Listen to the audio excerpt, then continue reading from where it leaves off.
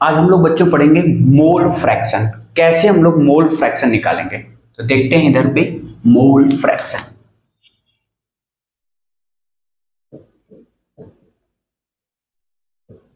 Mole fraction, तो आज हम लोग मोल फ्रैक्शन का पूरा डिटेल पढ़ेंगे। ओके, तो सबसे पहले इसको डिनोट किससे करते हैं बच्चों? It is denoted by zeta. किससे बच्चों? जीटा से। ओके, दूसरा पॉइंट, नो यूनिट, इनकी कोई यूनिट नहीं होती। बताते हैं अभी कि कैसे इनकी कोई यूनिट नहीं होती। इनकी कोई यूनिट नहीं होती। ओके, लेट चेक करते हैं बच्चों कैसे इनकी कोई यूनिट भी नहीं होती।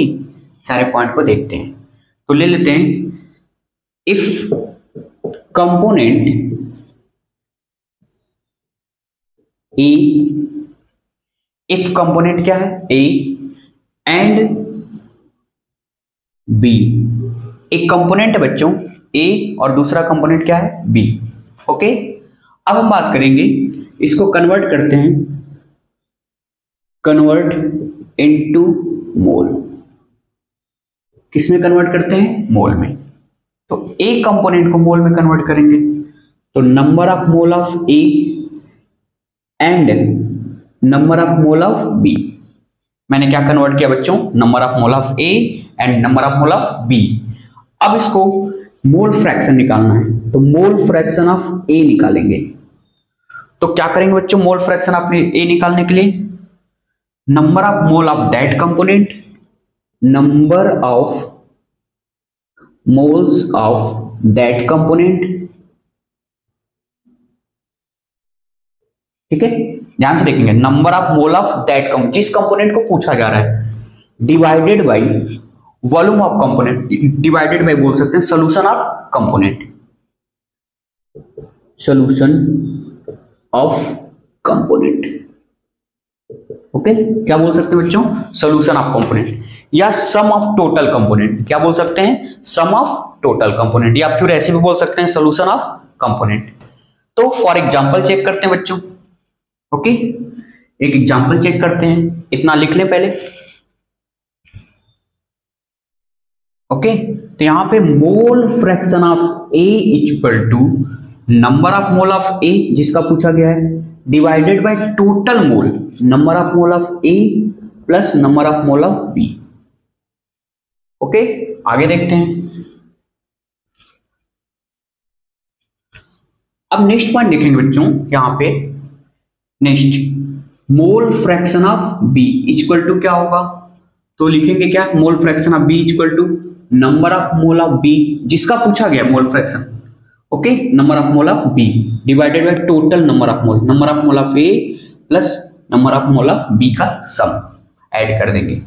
ओके, तो कैसे पता चला बच्चों की इसकी कोई यूनिट नहीं है? ऊपर भी मोल और नीचे भी मोल, मोल से मोल क्या हो जाएगा? कैंसिल, तो इसकी कोई यूनिट नहीं होती। ओके, चलिए आगे बढ़ते हैं, एक आप प्रॉब्लम सॉल्व करते हैं। ठीक है, चलिए एक क्वेश्चन देते हैं। सपोज दैट मैंने ले लिया 120 ग्राम यूरिया। क्या बच्चों? 120 gram urea dissolve in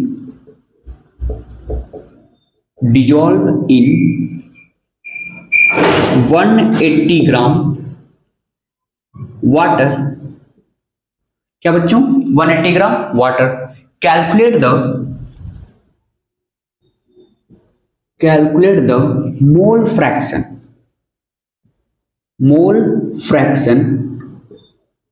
of urea and water. तो सबसे पहले देखिए बच्चों, ये किस में है? ग्राम में। ये भी किस में है? ग्राम में।